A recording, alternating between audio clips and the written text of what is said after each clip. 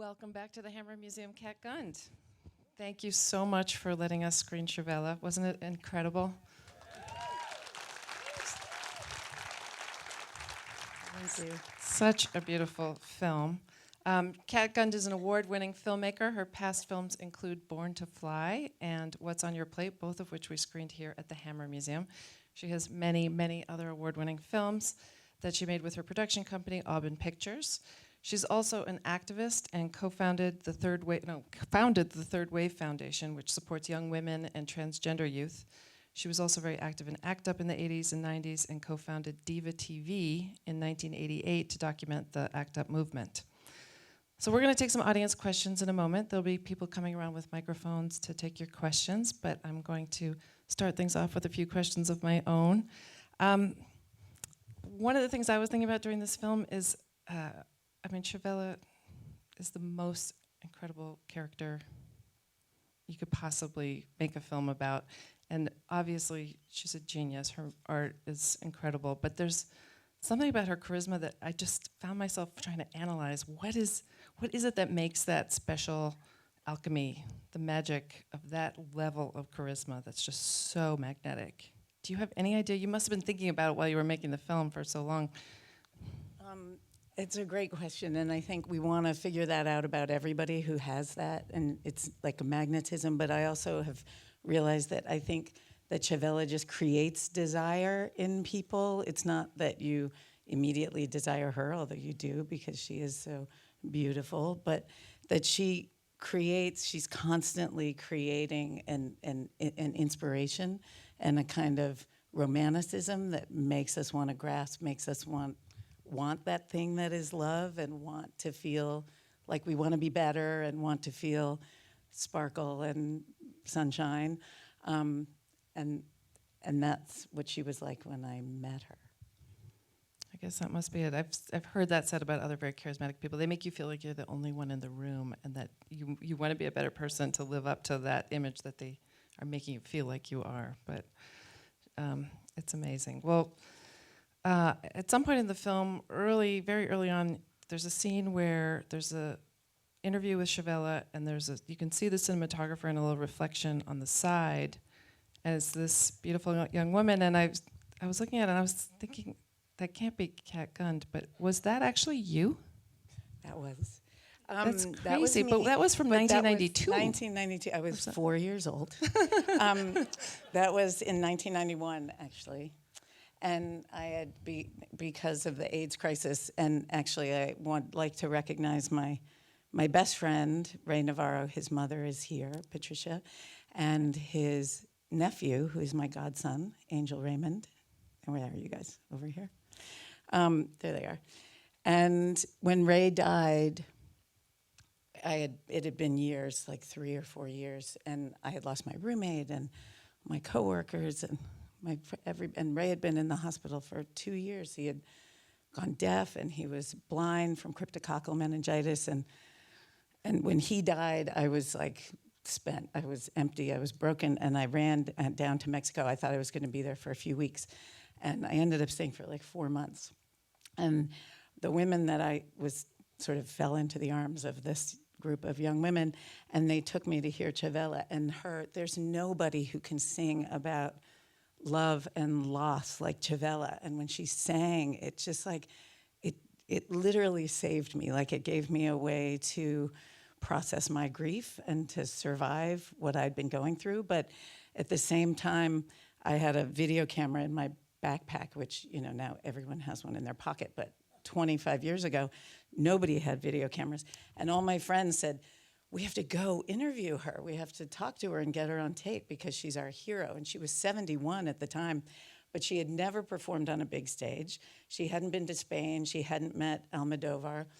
And they thought, we just got to get her story down. And that's why I started the film with her saying, don't ask me where I'm going. Where I've been, ask me where I'm going. And I was like, you're 71, where are you going? When you're 20, Stay that here. seems old. Now it seems very young, but... Just do the interview. But she was right, because about 3 weeks later, she was discovered by Manuel Arroyo, who you see in the footage that I shot at El Habito. And he found her, and he took her to Spain, and she met Almodovar. And so some people ask why I didn't make the film 25 years ago, but I feel like she needed to write the rest of her story, the rest of her life, so that I could make this film. Yeah, she had multiple resurrections. She was. It was like the phoenix rising from the ashes. Like, she had so many lives, and she kept overcoming and going on. And I feel like that's one of my favorite takeaways from the film is, like, it's never too late, kind of never give up. Just every day is a new opportunity. Oh, it was so beautiful. So I'm curious, if you could do it over again, is there something you wish you had been able to capture that you didn't? Because it was very thorough and beautifully done, a very intimate portrait, but was there anything you wanted? There are two things that I wish were on tape. And one I was just referring to, which is when she became friends with Pedro Almodovar, and then after making the movie Frida, if people remember in that film, after Frida's husband Diego sleeps with Frida's sister Cristina, and Frida goes to the bar and she's chugging the tequila, and then out of the shadows comes this shrouded older woman singing La Llorona, which is the song over the credits. And because of that film, I think a lot of people, that woman was Chavela, a lot of people in the United States who didn't know about her before learned about her. And after that film, Salma Hayek became a huge fan, and Pedro, and she came and she performed at the Carnegie Hall. And I went to it, it was the second time I'd seen her in my life. I didn't get to go talk to her because she was an international superstar at that point. But when she came out, Pedro kissed the stage. He kissed the ground and introduced her, and he said, because it was a sacred space and she was a priestess, and he was honoring her in that way. And he kissed the ground when he produced her several times. He said once in an interview, when I die, I want people to remember me as the person who presented Chavela Vargas, and second as a filmmaker. And certainly where I heard her music. I mean, that's how I knew her music was through his films. And they make his films, I mean. But we don't have any footage of him ever kissing the stage. And people say, why didn't we include the Carnegie Hall the Carnegie Hall concert, which was incredible. I mean, everybody was just crying the entire time, but they didn't record it. It was only, not even 15 years ago, 13 years ago, and they don't have it on tape. So we don't have any footage of him kissing the stage. And the other thing I wish that we had is this famous quote, which some people may know, where she was asked about, being Mexican because she was born in Costa Rica. And she says, we Mexicans, we can be born wherever the fuck we want. And if I had that on tape, I just feel like that's like, we don't have that on tape, but it is, Immigrants make Mexico great. Se nos da la chingada gana. And that's what she, and I feel like that should be a bumper sticker. I mean, like, we couldn't have gotten the timeliness of this film either, is that, like, now this coming out and the way our government is just dehumanizing and being so horrible to Mexico and Mexican Americans and Mexicans, and to suddenly have this film that is saying, art transcends boundaries, cultural exchanges, everything, we are all one, and music can take us there. And she embodies and for her, that. Mexico My favorite was review. the destiny. Mexico's where that was she her needed Valhalla. to be. She was 14, and she was like, I gotta get to Mexico. Yeah, and my favorite review is the one that says that Chavela is Donald Trump's ultimate nightmare, a Mexican lesbian diva who can wring your very soul. And for that, we should just always wear T-shirts with her face on it all day long for the next 3 years.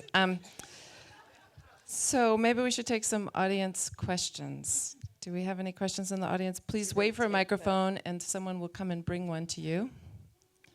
You raise your hand. There's a question right there. Maybe we can raise the light so we can see the audience a little bit. Hi. I'm from Mexico, and I just want to say thank you. Thank you. Thank you. That was just so amazing. I just don't even have words. and I no longer have my question because you answered it. And now I know why Chavela. Yeah, And that's right. You asked me that at dinner.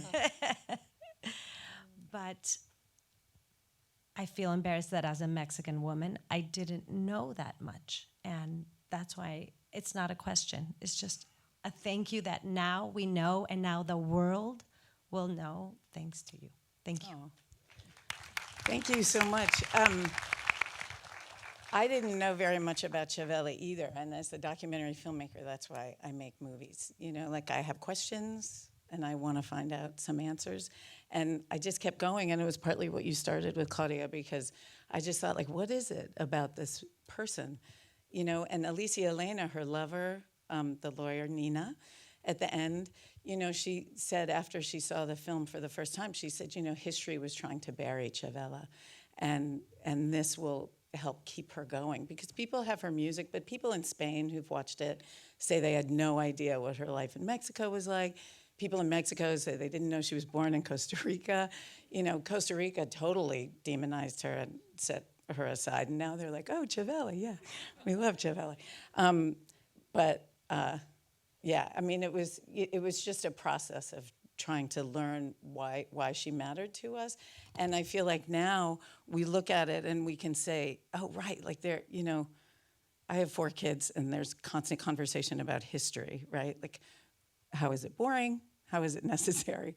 And, you know, there's this way that if we look at this and you realize we all kinds of people have been around forever, and how can we learn from the stories that came before and what matters, and why do we try to keep people alive? And actually, Alicia Elena did a lot of the Q&As with me in Mexico, mostly where I just stepped aside because everyone was like, Alicia, and then afterwards people came up and they'd go like this to her. And she'd look at me and go, should I tell them I'm not Chavela? You know? They were just like trying to get closer. And I feel like she was such a gift to so many of us. And I'm privileged and honored to be able to share that gift with a wider audience. So thank you.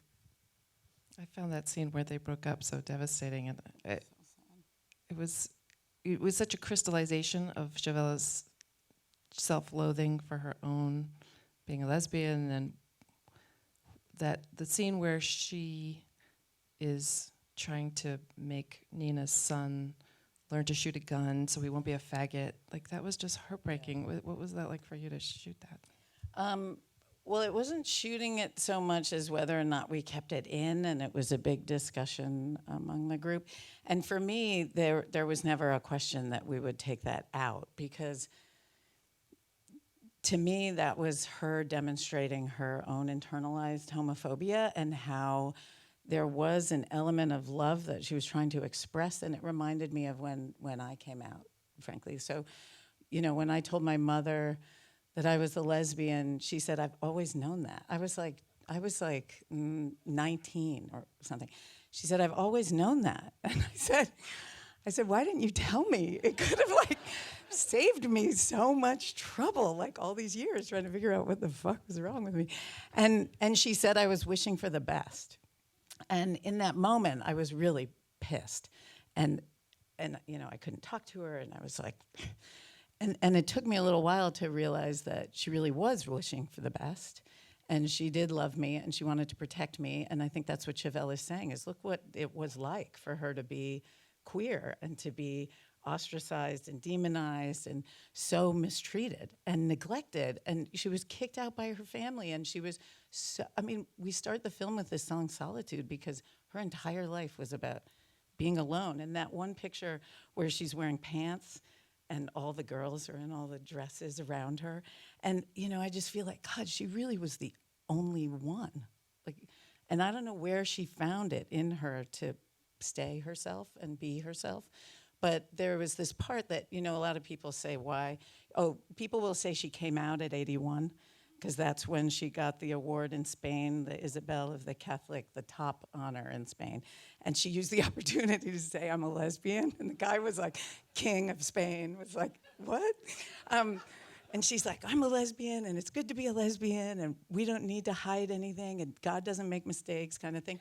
And, you know, but I dispute the idea that that's when she actually came out. That may be the first time she publicly put the word on herself, but she was never in the closet. She was an incredible role model of bravery and just kind of a confidence and a certitude in who she was.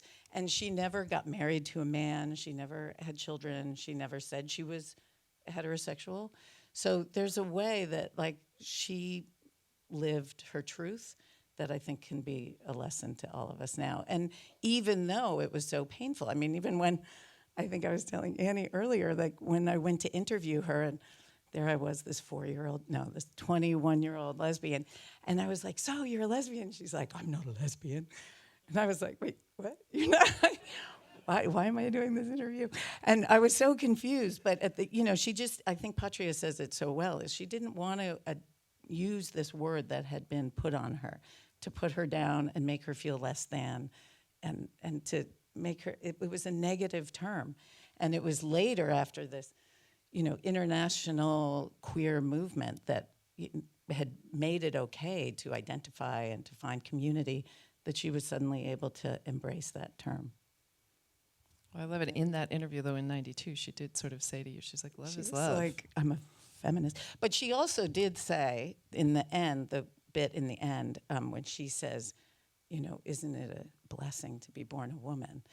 To me, that was like the deepest lesbian sentence anyone could, like, she loved being herself, and she identified as a woman, and she loved women, and she was just saying, like, it's a benediction, like, and fíjate que sí, and she just looks, and she's like, right? Like, she kept telling me, darling, you have so much heartbreak in your future.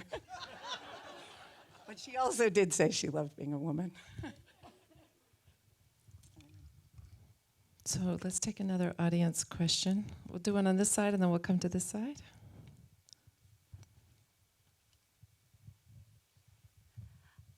I was so moved by seeing a woman of age for an hour and a half. A sexy, hot A woman of age. sexy, Right, that's sexy. yeah. We women of age are invisible in Western culture. Not so much in Europe, but in in the United States. And we need filmmakers like you. We need to see women of age who own it, who don't feel compelled to have plastic surgery and dye their hair and take away the age, but to have it right out there. And she was beautiful in my eyes. Her spirit and her courage and her willingness to keep not so much willingness, she was compelled to keep reinventing herself. Not so much reinventing, but continuing to work as an artist, because she was very truthful about who she was and authentic. But thank you very much for putting age center stage, because we all of us need to see it. Yeah. Young women in particular. Thank you. It's nothing to be afraid of. Let's take one from this side. This man has a question. Hello there. I enjoyed the film very, very much, and I agree that it was very wonderful to have the story start in the latter half of her life. But I was very intrigued by her journey in the early part of her life, and I wondered, were you able to uncover any performances that she had when she was young, or was she in any of the movies or the films of the early in her early career? We worked with a wonderful archival producer who found all that footage from early on with Frida and the Mexican cinema and whatnot. There is that clip that she's in, the Soldera. Yeah, which I love that footage, because you can't. We tell should what's screen that here. happening on. Well, you don't really want to see any other part of that movie, but that part of the movie is great. We looked for anything we could. I mean, yeah, there's the tiny bit of her in the beginning that's in France, that black and white footage when she's singing Macorina. But what I love about that footage, actually, is she comes out on stage. I don't know how closely you saw it, but she walks out and she looks terrified. And she kind of looks left and right, and then she kind of steps back, and someone hands her a guitar. And I just wish there was more. I wish there was more of her when she was younger. There isn't. but I thought the archival producer, he's from Monterrey, but he was in DFA, and he went to the universities and the libraries and the museums, and he was in all the archives, universities and whatnot, and he collected tons of photographs and footage, but I think we have everything there is. And we have some Frida stuff that hasn't been won't find if you Google. So we were pretty happy about that. Like the part of her closing the door on that young, going into the bedroom, taking off her braids. Yeah. It was wonderful. Thank you. Another question? We have one in the back there, up on the top. And then we'll line one up on this side of the room. If anybody has a question on that side next, put your hand up. Hi, thank you very much. It was just an incredibly deep and moving experience, and funny too. I was in Spain from 1967 to 1971, and I ran around with all the anti-Franco anarchists, and everybody there knew about Chavela Vargas. And I thought that she had already been there. And apparently, according to your film, she hadn't been there until Pedro Almodovar, whatever, I can't pronounce it. But anyway, until this period in Spain that you record on your film. So my question is, how well known was she internationally during the period of her most popularity in Mexico? Well, she was hugely popular in Mexico and remains hugely popular in Mexico. There's not a person that doesn't know her. Outside of Mexico, I mean, I think in Spanish-speaking countries, especially in Spain, that she was very well known. I don't know how the music came across, but the songs, contrary to what people might think, are all traditional rancheras. She didn't write those songs. She only wrote 2 songs in her life. And the reason that the songs feel so different and feel like they might be hers is, I think, because they're sung by hundreds and hundreds of men. But it's really different to hear them sung by a woman without the pronouns being changed. She's singing to women about love and losing love and wanting love. And my favorite one about waking up in the morning and kissing this woman to make her stop crying and to keep her quiet. And, so she sort of adopted them, but I think she also made the songs her own. She chose songs that narrated her own life, and Dorisha and I chose to make that the narration of the film so that we use her music. She almost becomes the narrator, like with the last drink when her friend Jose Alfredo Jimenez dies, or Volver when she returns to Mexico and she's come back and she's singing about being back there, or Niña Isabel, which is her name was Isabel. So she adopted those rancheras and she sang them with her voice, which I am not trying to recreate, but I did have laryngitis 2 days ago. But I think she made them her own, and so they were really unique and individual in a way that the rancheras weren't really otherwise so much by singer. So I don't know, but I can understand why they would have crossed the ocean. What happened to the money? I mean, she had more than 80 albums, and they were incredibly Any successful. of that money. She didn't get any of the money. She signed all this stuff drunk, and she never collected any of the money. And then she took the guy Orfeon, which was her big music company. She had an affair with his wife, and so he wrote her off. And she just, Alicia Elena actually said that she's now going to stop her job. She teaches a university in Mexico City, and she said she's going to retire and she's going to write a book about Chavela, because when we asked her to be in the film, she said, I'd love to be. I Googled her. That's how we found her. And she said, I would love to be in this film. No one's ever asked me about Chavela. I didn't know anybody cared. And we went and we did the interview. And then now that the film is done, and she's like traveled around Mexico with us, and she said, now I realize that she means a lot to people, and she's going to prioritize talking about Orfeon and the music industry because she knows more about that. She was her lawyer. So she's going to talk about how that happened and how she was taken advantage of. But Alicia Elena was our last interview. We almost didn't have, we had a finished film, a rough cut that we had sent to Berlin, And I feel like Chavela was like, just one more thing. And the transcriber for the Spanish interviews, who's in Argentina, this young woman, she used to send me little notes like, oh, Pedro's so sweet, da da da. And then she sent one after Marcela's interview, and she said, are you going to interview the girlfriend? And I was like, what girlfriend? And I went back to the transcript, and I realized I had missed it when she mentioned Alicia Elena, and I Googled her, and Dorisha wrote her, and she said, I'm busy this week, but if you come next week. And we had like 5 weeks until the Berlin Film Festival. And we went down, and she came out with 2 huge scrapbooks of photographs and said, you can scan all the pictures that you want. And we just took out the middle of the film. And it was already obviously in line, like it made sense. And we just took, there are a bunch of people, Maria Cortina and Lila Downs. There are a lot of people that we interviewed who don't appear because we just wanted to have Alicia Elena. Oh my God, it's such a beautiful part of the film. Yeah, I can't you imagine can't it without imagine that. it without it. Wow.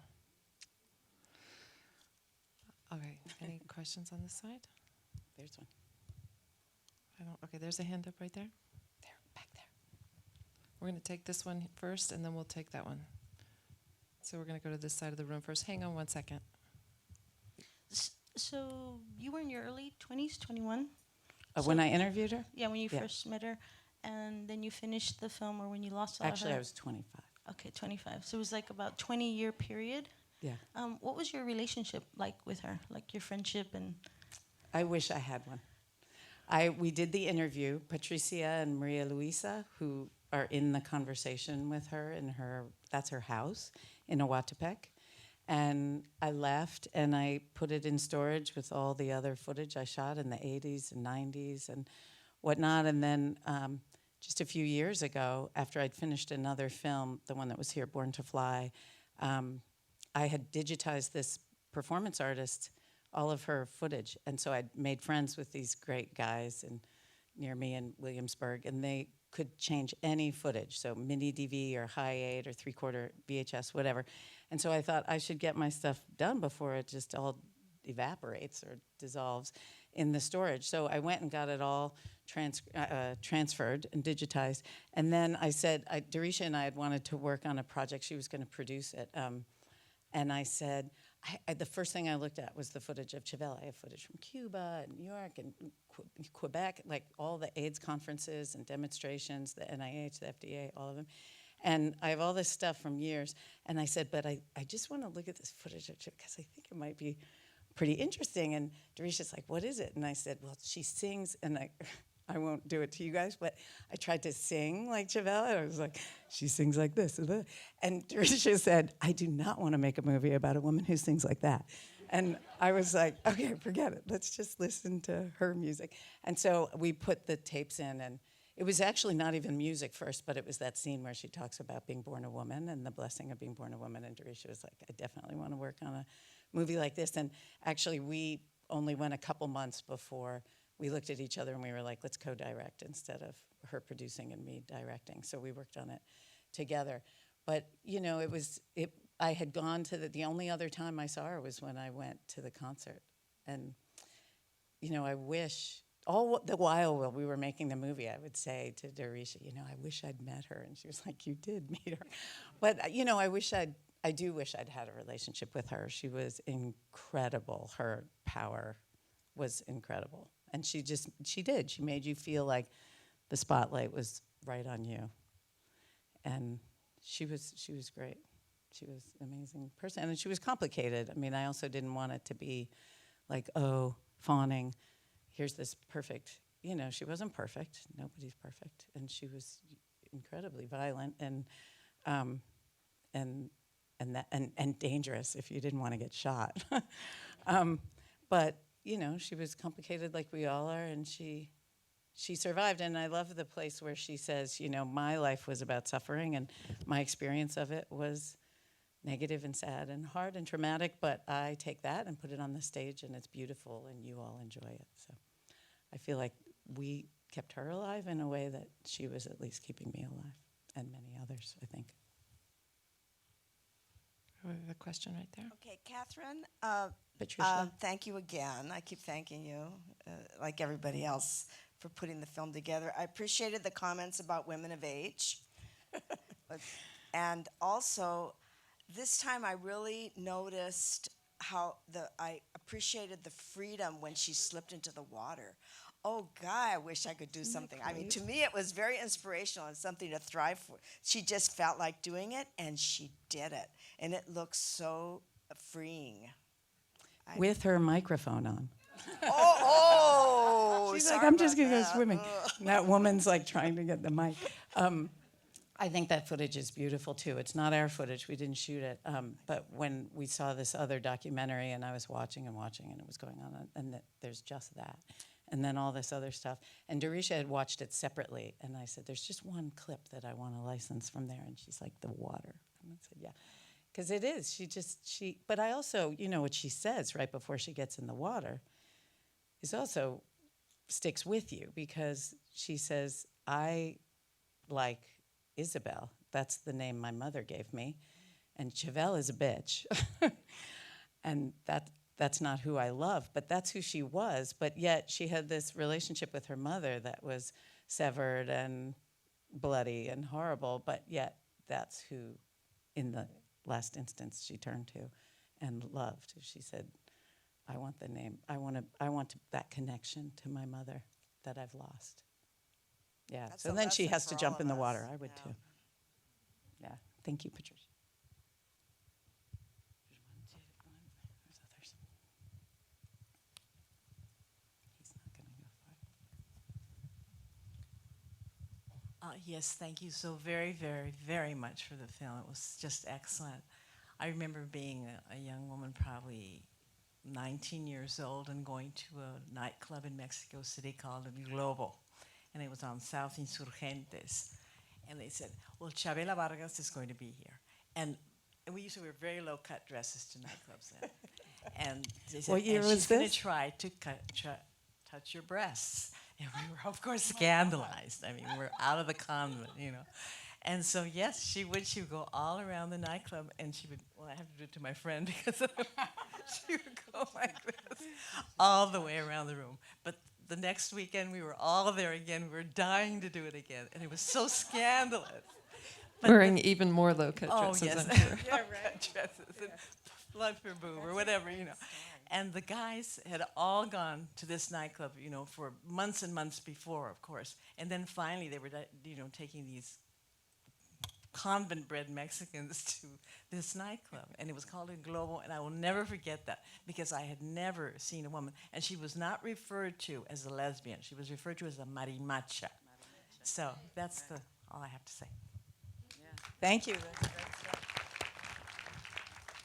All right, we have a couple back here, and then before we go to one of those questions, I want to quickly ask, I can imagine people in the audience might want to share this film with their friends. Is there going to be released on DVD or Netflix or anything? I was so glad you were all here, because we had our theatrical release in October and November, and it was actually extended in LA and reopened. It was in 10 theaters in Southern California. It was well attended in California, which made us really happy. It will be released online and on DVD on January 2nd, but you can pre-order the DVD now if you want. You can give people Christmas little cards for gifts. the holiday. Say your present will arrive on January 2nd. Yeah, and I think it'll be on, well, I don't know, iTunes and Hulu and Amazon and stuff like that, but not Netflix. Oh, thank you, Patricia. The soundtrack is on Spotify. You can get the entire soundtrack. On iTunes, you can get our incredible, brilliant, radiant composer Gil Talmey's contributions, not the Chavela films, because you'd have to license them, whatever. So the original music that Gil made is available on iTunes, but the whole film, Chavela Gil, is on iTunes, on Spotify. Great. Okay, question back there. So, firstly, I think the movie's like a pretty incredible accomplishment, just because so much of like Mexican culture isn't necessarily archived like that. Even though she's like this larger than life cultural figure, I mean, it's music that you listen to like with your grandparents and stuff. But and there is something really, really universal about it that really transcends borders, which is why it's like kind of a very important film to make. But that being said, having grown up outside of like a Latino cultural experience, and kind of coming into that and making this film about a figure that's so important, and that her Mexicanness is so like central to her work and her art and her persona and really everything. What was that experience like for you, and were there any kind of surprises or discoveries or like maybe like assumptions that kind of changed within the process of like getting to know her work and the people around her more closely? Yeah, that's a great question. Thank you.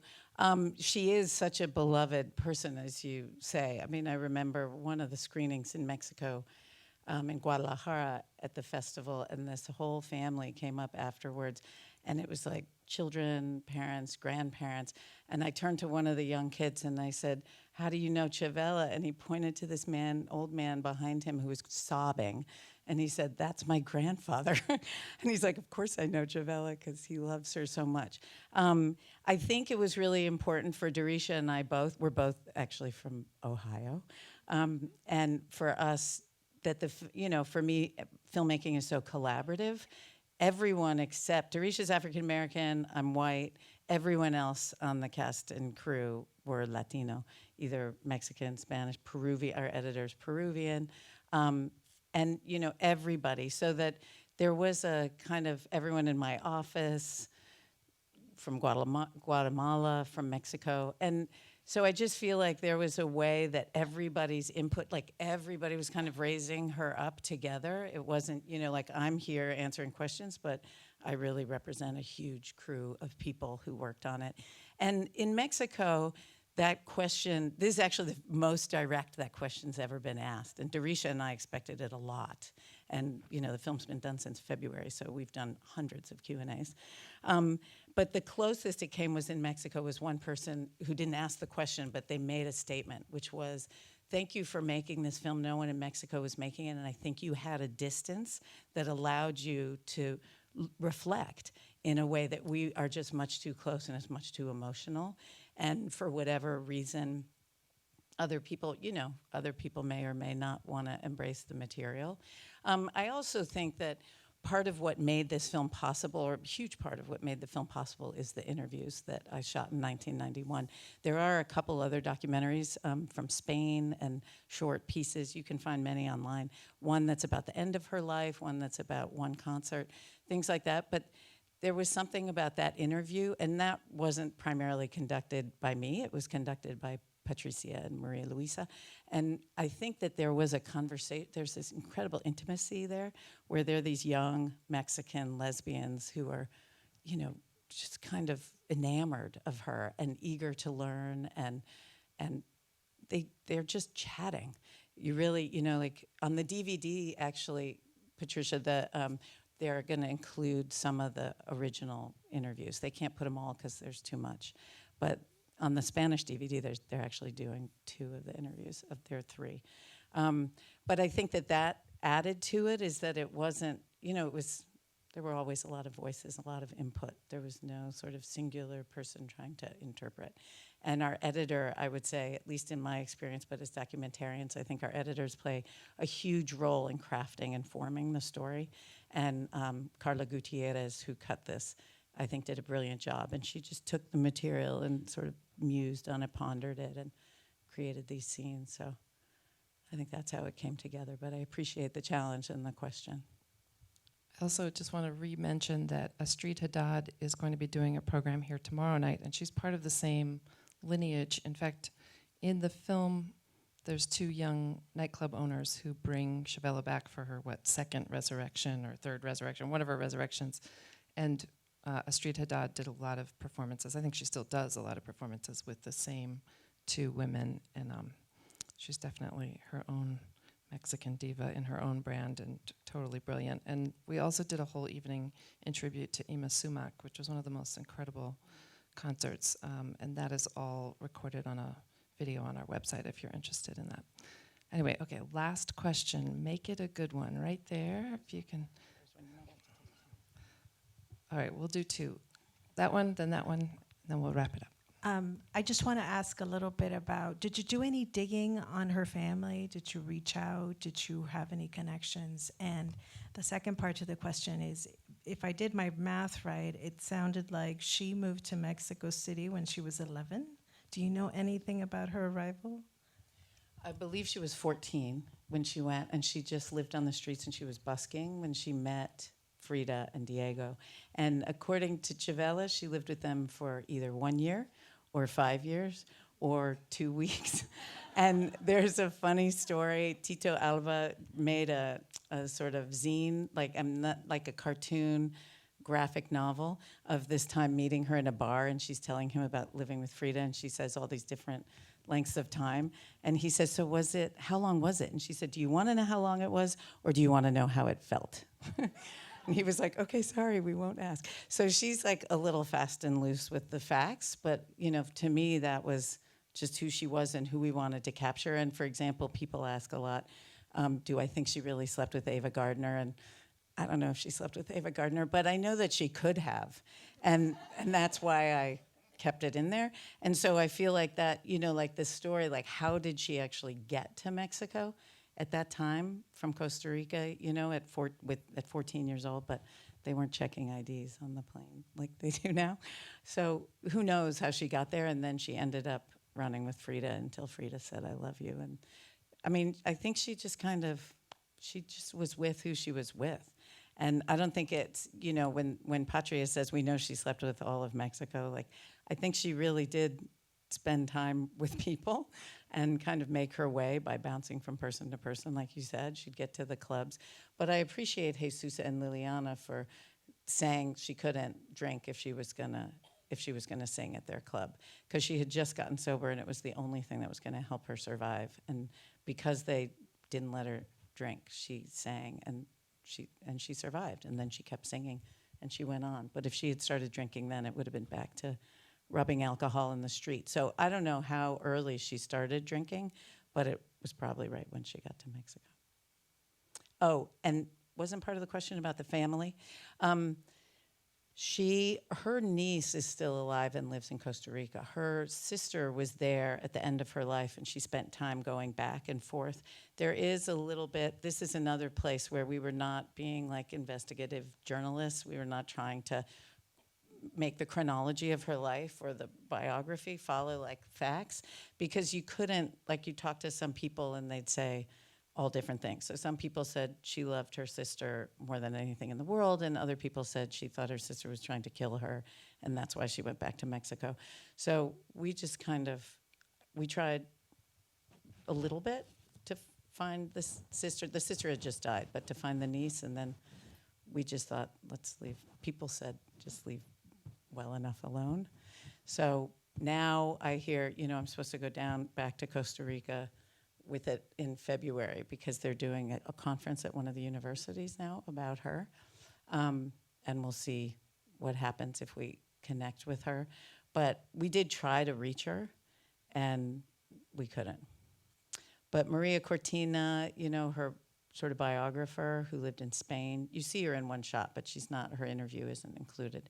But, she said that she was in a huge legal battle with the sister over her estate. So some of her ashes went to Costa Rica and some went to the Chalchi, onto the mountain in Mexico. And Maria, I think, has some. So they it was family drama. Hi. I really like the way that you depict the figure of Chavela during the whole movie, because it's very changing. I think it's very important for the queer Latino community. And as one person point in the movie, like Chavela is very important for the queer community in Mexico. I grew up in Guatemala, and she's very important for us too, because when you're growing up, like the only female figure, singer to female, and it's like, yeah, I want to sing to them too. But it's hard to find this kind of iconography, especially in the music, that it tends to be like very masculine and sometimes super toxic. But my question is, at the beginning, she is depicting in her youth, like trying to emulate like a gender role, very, very masculine by wearing this. And I feel that it's really beautiful the way that at the end, when you frame it, that she finally came out the closet, she accepted herself and she say like, it's so beautiful be a woman. And I feel that that was very touchy for me, because as a queer woman, sometimes you want to be masculine because you try to avoid certain things in society, and it's the way that you try to depict yourself, but other times you embrace yourself as a woman. I don't know if that was intentional, but it was so beautiful, and I would like to hear a comment on it, maybe. I think, I mean, I love that. I said what I think about that, which is that I think she was always who she was, and I don't know where she found the power to do that. And I think it gets easier as you get older. And, you know, I even look at myself when I was younger in those pictures, like I felt like I had a more limited range of ways to express myself, and now I feel like I can do whatever I want, just because I'm, you know, not worried about who's my friend and what they're going to say about me. But I don't know where she got it to act like that. But I do think that there is, you know, when I came out, I was so glad. I was like, good, now I don't have to serve in the military or get married. And then the next 20 years, the queer movement spent trying to get me in the military and get me married. And I feel like, you know, like for her, it was like she just wanted to be who she was and she needed a space for that. But you can see that there's a beauty later on, and it's not about the marriage or the mainstream sort of queer movement, but there is something about community and embrace and a more open embrace. I mean, one of the most surprising questions I've gotten is somebody who said, do I think if she were alive today, she'd be trans? And, you know, I was so confused when they said it, but I think that she wouldn't, you know, that she's almost was so far ahead of her time, just saying this is a woman. Like sometimes when my kids were little and they'd see a woman with short hair and they'd say she has a boy's haircut, and I was like, but she's a woman, so it's a woman's haircut.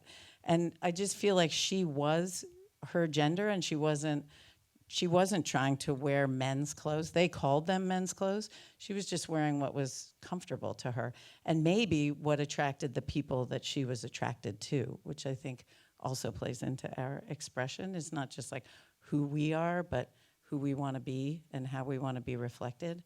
But I don't have more to say other than that that to me, I don't know if it's bravery or self-confidence, but I don't know where you'd get self-confidence when you had no family, no sibling, nobody was supporting her. I don't know where she got it from, but I think that's part of why she's such an incredible role model for all of us. Anyway, she's a good one. Well, Kat Gund, I want to thank you for making this incredible film, and thank you for coming all the way to the Hammer to present it. Thank you to the Hammer, and to Claudia, and to Annie, and to Nina, and to Leslie, and the people who are keeping me. Okay.